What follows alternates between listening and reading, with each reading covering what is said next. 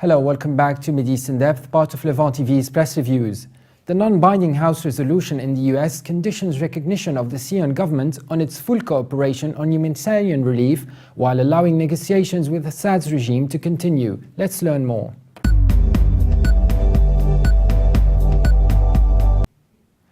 Senators Royce and Engel called for withdrawing recognition of Assad's government, and article in Washington-based Monitor looks into the recent US stance towards Syria. The writer Julian Pecquet starts by saying Republican Senators Ed Royce and Eliot Engel unveiled a non-binding resolution on Friday that urges the administration and allies of the United States to formally withdraw their recognition of Bashar al-Assad's regime as the rightful government of Syria unless and until the Assad regime and its supporting militias discontinue human rights abuses and are granted full access for deliveries of humanitarian assistance, even as other negotiations with Assad's regime may continue. The resolution is one of several efforts bubbling up in the Congress to address the crisis as the Syrian uprising approaches its third anniversary next week.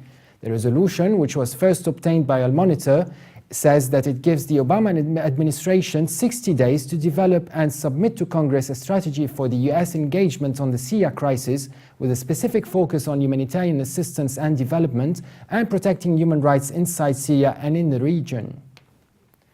The writer says the Obama administration does not yet seem to be considering such a step, and the proposed resolution, even if it passed, it would not be binding. Withdrawing recognition would complicate and perhaps mean the collapse of whatever hope remains for international and regional diplomacy to resolve the Syria crisis, such as the Geneva talks and cooperation on the elimination of the country's chemical weapons stockpile and the UN Security Council Resolution 2118, which passed unanimously last year. The Security Council also adopted a unanimous resolution last month demanding that President Assad and the opposition allow the distribution of aid across the country. Royce and Engel appeared to acknowledge the potential impact of withdrawing recognition for President Assad, stating in their resolution their hope that other negotiations with the president's regime may continue. The resolution comes one day after Senators Tim Kaine and the Republican Florida Senator Marco Rubio introduced their own resolution calling on the president to present a humanitarian aid strategy for Syria within 90 days. It also follows UN Special Envoy Lakhdar Ibrahimi's briefing to the UN Security Council on Thursday and the General Assembly on Friday on his mediation efforts. And joining me today through a satellite link is political commentator William Spring. Thank you very much for being with us today. Hello. What do you think, Mr. Spring, of the Republican stance in the US calling to withdraw the official recognition of President Assad's government in Syria? It seems rather anomalous that a country can be threatening to bomb Syria and yet still be in a state with proper diplomatic relations with that state. I'm very pleased there are still diplomatic relations with Syria, but it makes the threats that the Americans were using last September to bomb Syria back to the Stone Age even more disgraceful and not in accord with international law. If you're in relations with another foreign state, you conduct your relations with that state on the basis of an exchange of views, but not on the basis of mutual threats or unilateral threats. Now, I'm afraid these senators in the Congress who are seeking to deprive President Assad's government of recognition, who are they actually going to put in its place then?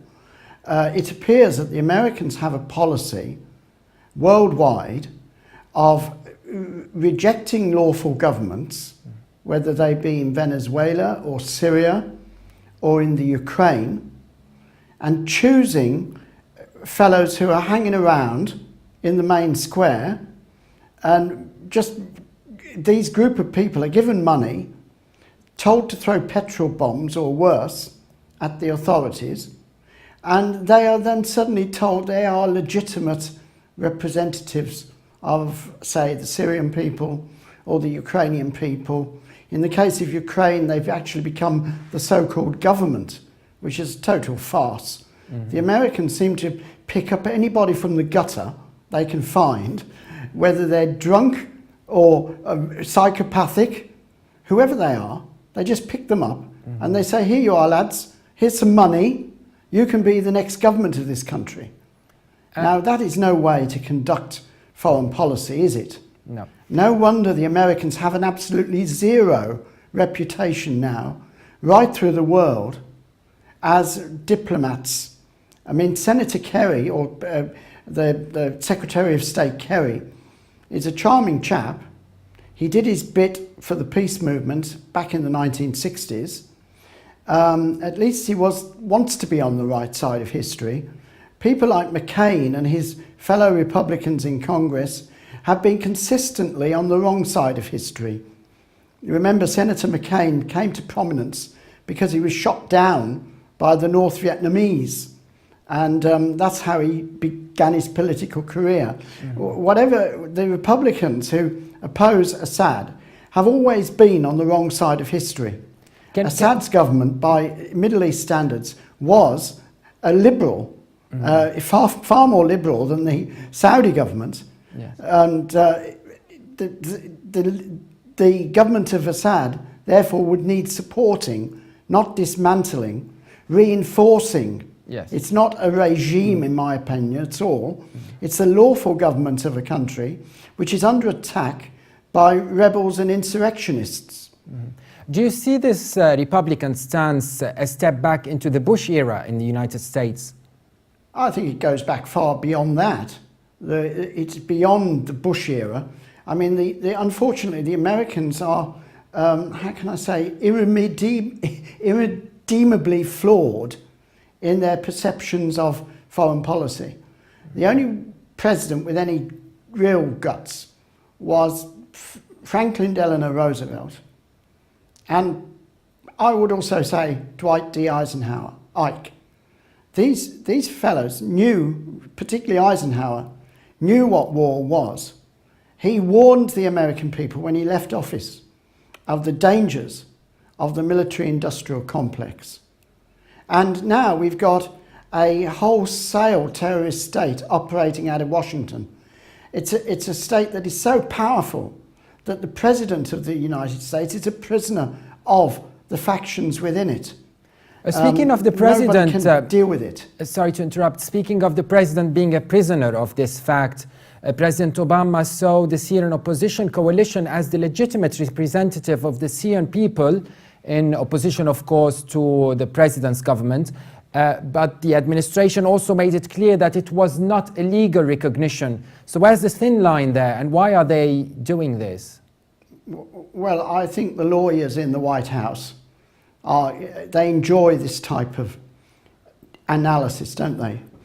I mean, they're saying they have the perception of the opposition being a legitimate voice of the Syrian people, but they're not actually putting that into formal legal terms.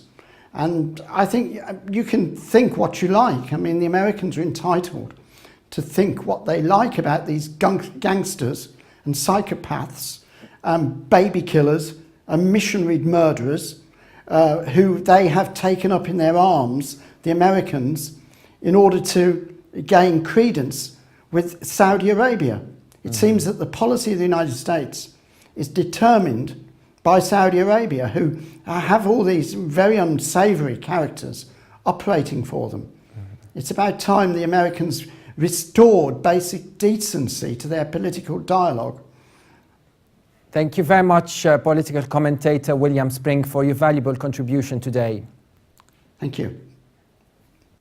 That was political commentator William Spring, based in London, joining us via satellite link. And for more updates, please visit us on levant.tv.